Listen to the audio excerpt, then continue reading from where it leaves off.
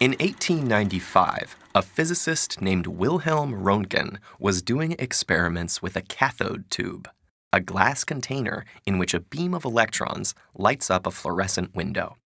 He had wrapped cardboard around the tube to keep the fluorescent light from escaping when something peculiar happened.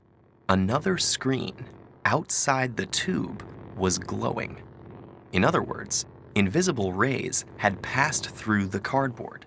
Wilhelm had no idea what those rays were, so he called them X-rays, and his discovery eventually won him a Nobel Prize. Here's what we now know was happening. When high-energy electrons in the cathode tube hit a metal component, they either got slowed down and released extra energy, or kicked off electrons from the atoms they hit, which triggered a reshuffling that, again, released energy. In both cases, the energy was emitted in the form of X-rays, which is a type of electromagnetic radiation with higher energy than visible light and lower energy than gamma rays. X-rays are powerful enough to fly through many kinds of matter as if they are semi-transparent, and they're particularly useful for medical applications because they can make images of organs, like bones, without harming them, although they do have a small chance of causing mutations in reproductive organs and tissues like the thyroid, which is why lead aprons are often used to block them. When X-rays interact with matter, they collide with electrons. Sometimes the X-ray transfers all of its energy to the matter and gets absorbed.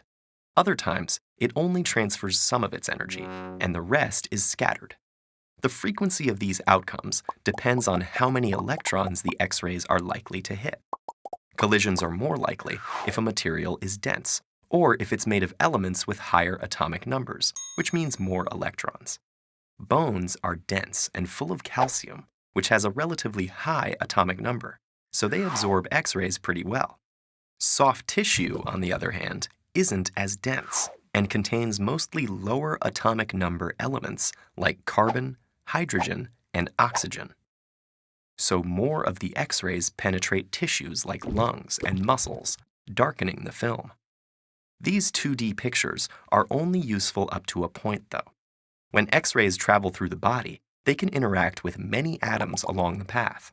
What is recorded on the film reflects the sum of all those interactions.